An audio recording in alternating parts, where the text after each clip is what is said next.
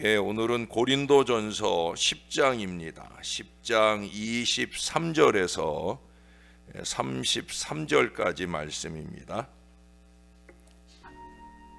모든 것이 가하나 모든 것이 유익한 것은 아니요 모든 것이 가하나 모든 것이 덕을 세우는 것은 아니니 누구든지 자기의 유익을 구하지 말고 남의 유익을 구하라.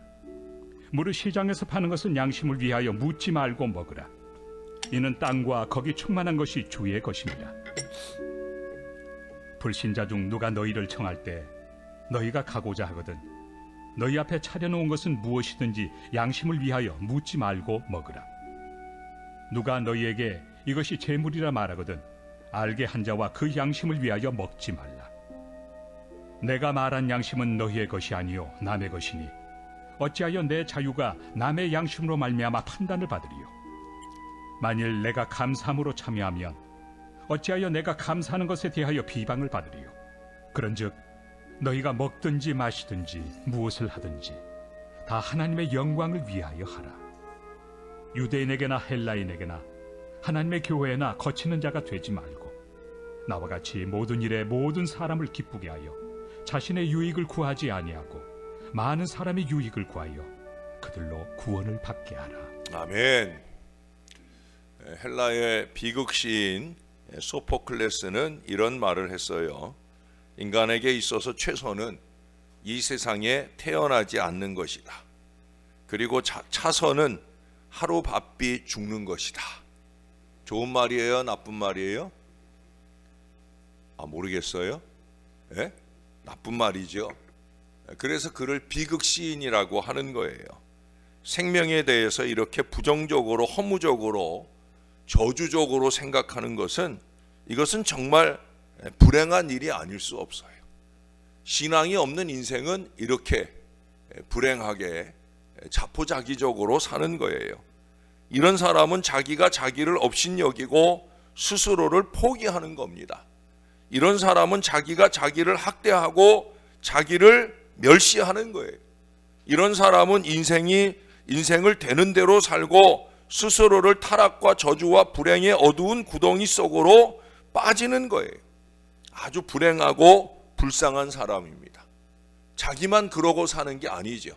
아까도 소포클레스처럼 잘났다고 떠들고 다니면서 다른 사람들까지 불행하게 만드는 그런 어리석은 사람이에요. 사랑하는 여러분, 그러면 우리는 우리의 생명에 대해서 어떤 태도를 가져야 되겠습니까? 긍정적이고 창조적인 생명관을 가져야 되는 걸 우리는 앞서서 8장 6절에서 살펴보았어요. 내 생명이 이 세상에 태어난 것을 하나님의 축복으로 감사 속에 받아들이고 나의 지혜와 정성과 능력을 다해서 성실하게 살아갈 수 있어야 됩니다. 사는 것이 중요한 문제가 아니에요. 바르게 제대로 잘 사는 것이 그게 중요한 거예요. 어디에 사느냐가 중요한 게 아니에요. 어떻게 사느냐 하는 게 중요한 거예요. 무엇을 말하느냐 이게 중요한 게 아니에요. 무엇을 행하느냐 이게 중요한 거예요. 얼마나 오래 사느냐 이게 중요한 문제가 아니에요. 여러분, 앞으로 한 20년 정도 있으면은요, 지금은 100세 시대라고 그러죠. 그런데 사람이 보통으로 한 150년은 살게 될 거라고 과학자들이 장담을 합니다. 어떤 분들은 끔찍하다 이러기도 하겠지만 야 조금만 늦게 태어날 걸 이러는 분들도 있으실런지 몰라요. 그러나 여러분 300년을 산다 할지라도 그게 문제가 아니라 얼마나 보람 있게 사느냐 하는 게 중요한 거 아니겠어요? 길든 짧든 한 번밖에 살 수 없는 이 고귀한 인생을 어떻게 살아야 되겠습니까? 잘 살기 위해서는 신앙에 기초한 올바른 인생관, 올바른 가치관을 확립해야 됩니다. 우리는 올바른 인생관을 가질 때 나의 인생을 보람 있게 살 수가 있는 거예요.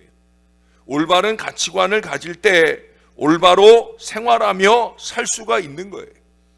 올바른 인생관이나 가치관이 없을 때 올바로 살아가기가 어렵고 힘차게 실천하기가 힘이 든 거예요.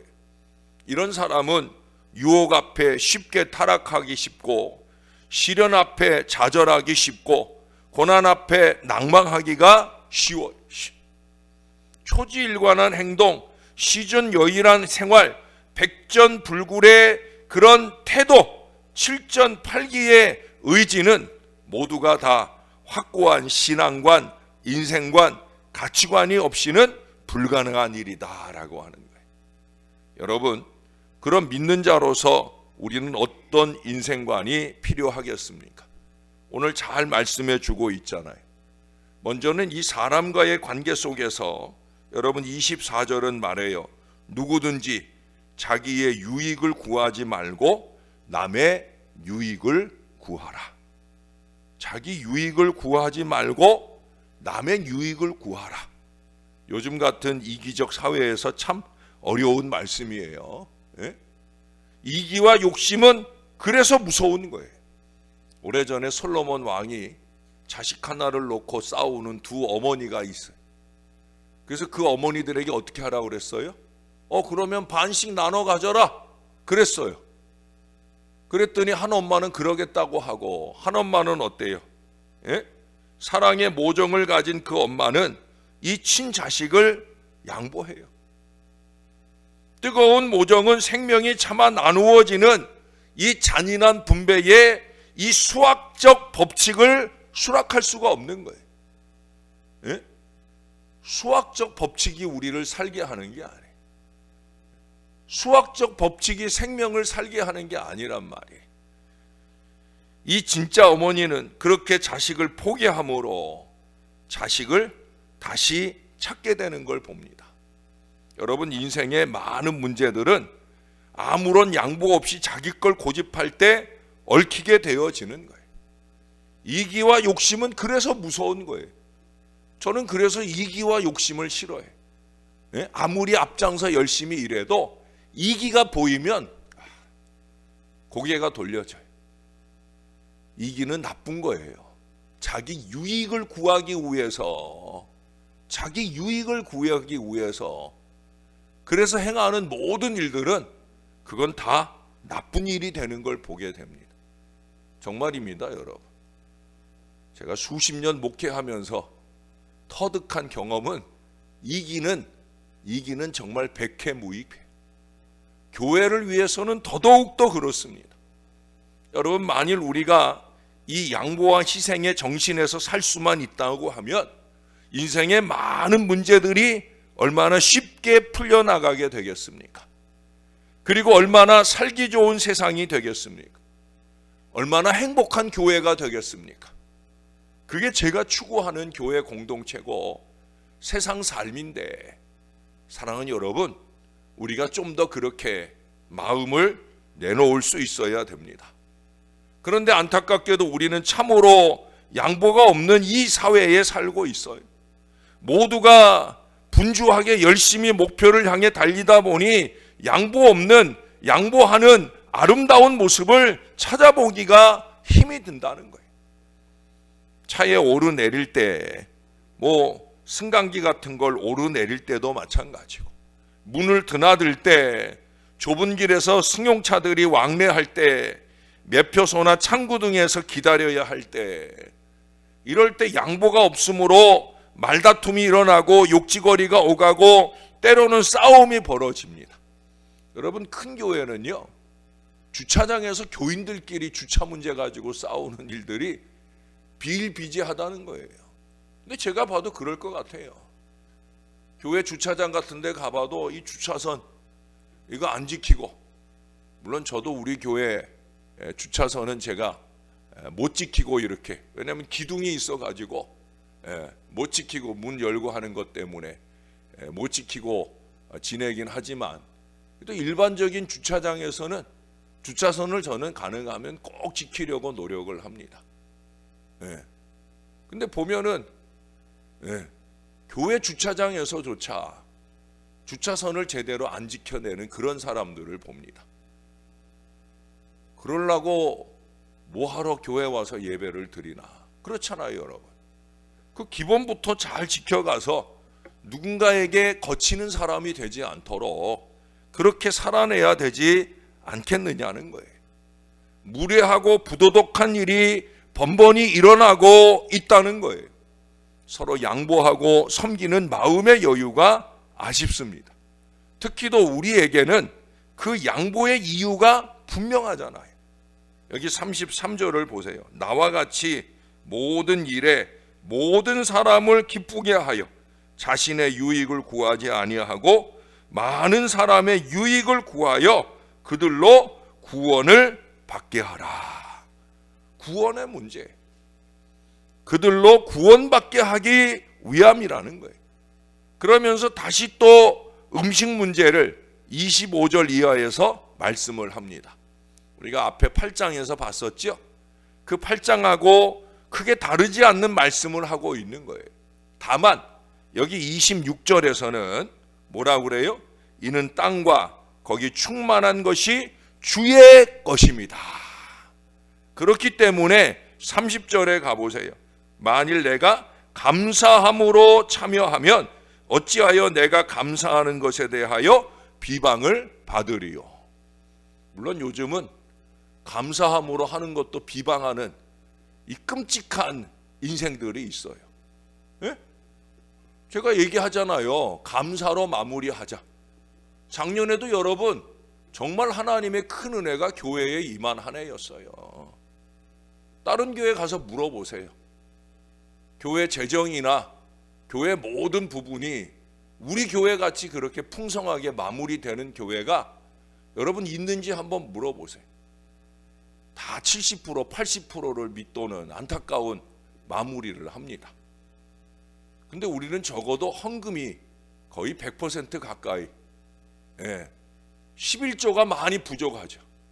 그건 당연한 11조의 기본을 안 하는 사람들이 있으니 또 우리 교회는 제일 문제가 뭐냐면 다음 세대에 11조가 없어요. 이거 심각한 일입니다. 저는 걱정이 없어요. 제가 목회할 때까지는 괜찮을 거예요. 근데 다음 세대들이 훈련이 안 된 이 상황 가운데 이제 다음 목회자가 왔을 때 이게 참 심각하고 어려운 일입니다. 예.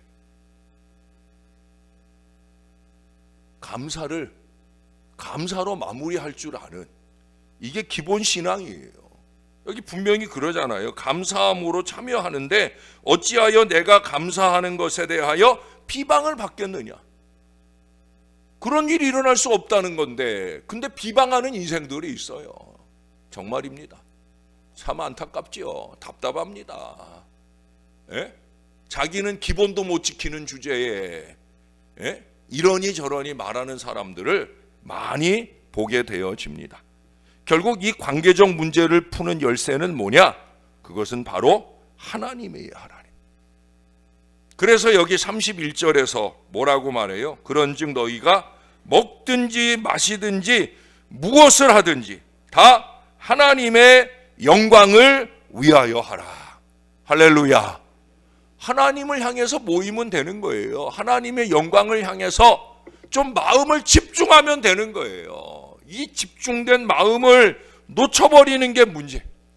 관계적 문제를 푸는 모든 열쇠는 하나님이다. 하나님의 영광, 이 제일된 목표를 위해서라면 모든 것이 가능하다는 얘기.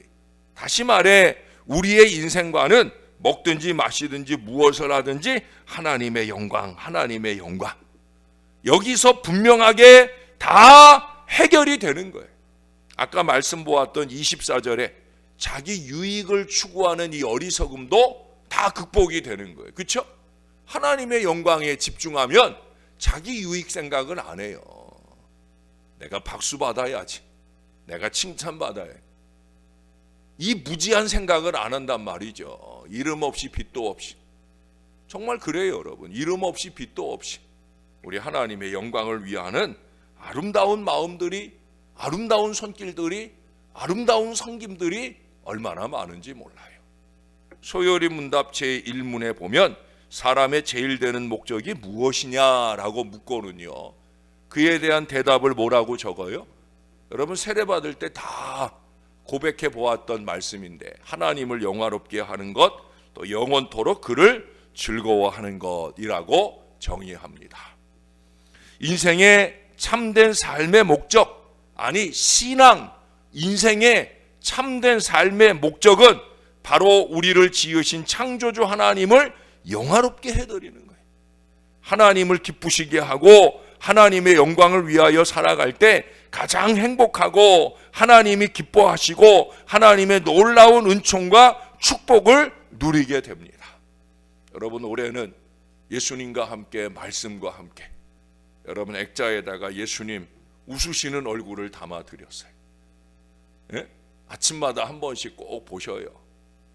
예? 그리고 그 예수님 앞에, 예수님 오늘도 제가 예수님 웃으시도록 한번 잘 살아보겠습니다. 내가 말하는 것이나 행하는 것이나 우리 예수님과 함께, 또 올해 내게 주신 말씀과 함께 그렇게 한번 잘 살아보겠습니다.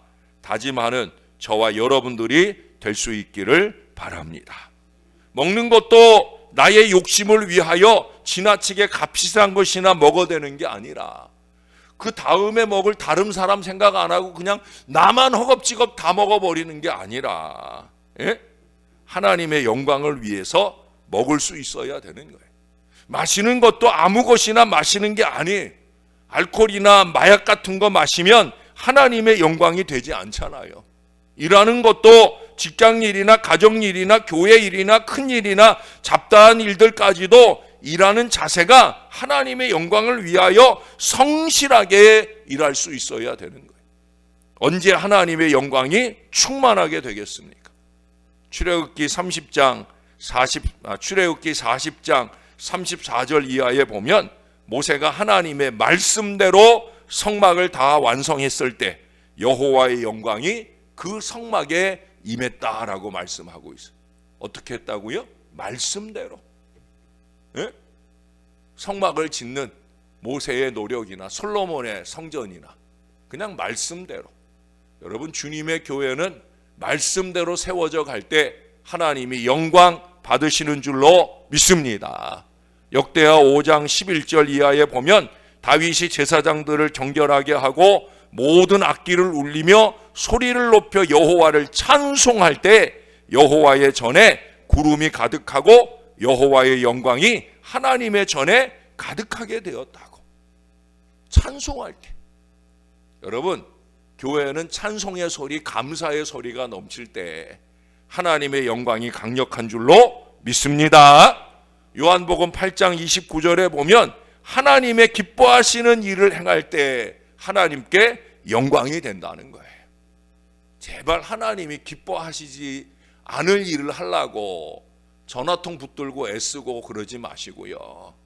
하나님께 영광 되도록, 하나님이 기뻐하시도록 우리가 그렇게 좀 살아내야 됩니다. 마태복음 25장 21절에 보면 충성된 자를 하나님이 기뻐하시. 작은 일에라도 충성을 하면 더 많은 것, 더 큰 것을 맡기시고 축복합니다. 충성하는 사람 자꾸 끌어내리려고 하지 말고 자기 일에 열심히 충성하고 하나님께 영광 되어야 되는 거예요. 여러분, 특별히 여기 보세요. 그렇게 32절 33절에 하나님의 영광을 위해서 뭐 하라고 그래요? 누구에게나 거치는 자가 되지 말고 모든 일에 모든 사람을 기쁘게 해라. 예? 여러분, 목사의 목회에 거치는 사람이 되지 마시고요. 목사의 목회만 아니라 여러분 다른 사람의 신앙생활에 거치는 인생이 되지 마세요. 예? 아니, 우리가 기뻐하기도 어렵지 않아요? 기쁘게 하기도 어려우니 거기 33절에 나와 같이 모든 일에 모든 사람을 기쁘게 하여. 제가 여기 나와 같이에다 이렇게 꺾기 표시를 해놨어요. 왜 했는지 알아요? 너무 어려워서. 기쁘게 하기에도 너무 어렵지 않아요, 여러분? 그 어려운 거는 제대로 못하면서 왜 자꾸 거치는 일에는 너무 열심 내려고 애를 씁니까? 우리 그러지 맙시다. 예? 우리가 할 수만 있으면 우리가 속한 모든 공동체를 좀 행복하게 할 수 있도록, 기쁘게 할 수 있도록 그래서 다 함께 어우러져서 우리 하나님께 영광을 돌리는 은혜로운 신앙 공동체가 될 수 있기를 바랍니다. 많은 사람이 우리를 통해 구원받는 놀라운 미래가 활짝 열리게 될 줄로 믿습니다. 뭐 다른 미래 필요 없어요. 올 한 해 우리는 이 말씀들을 생각하면서 하나님의 영광을 위하여, 이 하나님의 영광을 위해 나는 다른 사람에게 거치는 사람 아니고 다른 사람을 기쁘게 하는 사람, 이런 사람 되기 위해서 노력해 보자. 그래서 적어도 두 사람 이상 전도하는 올 한 해가 꼭 되어 보자. 아멘. 아멘. 예, 그 아멘으로 승리하는 올 한 해가 되기를 주님의 이름으로 축원합니다. 기도하겠습니다. 우리 하나님,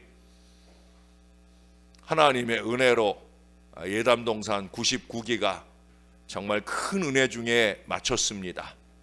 우리 교회 6분, 7분 이 믿음의 자녀들이 이 예담동산에 참여하여 하나님 그 임하는 모습들을 보니까 적극적이고 열심이고 겸손한 자세로 하나님 은혜를 마음껏 받으며 누리는 모습들을 봅니다. 언제나 은혜는 낮은 자리로 흐르는 것 다시 한번 깨닫게 되어지며 감사를 드립니다. 하나님 할 수만 있으면 온 교회가 이렇게 은혜로 무장되고 섬김으로 무장되는 놀라운 역사가 일어나기를 소원합니다.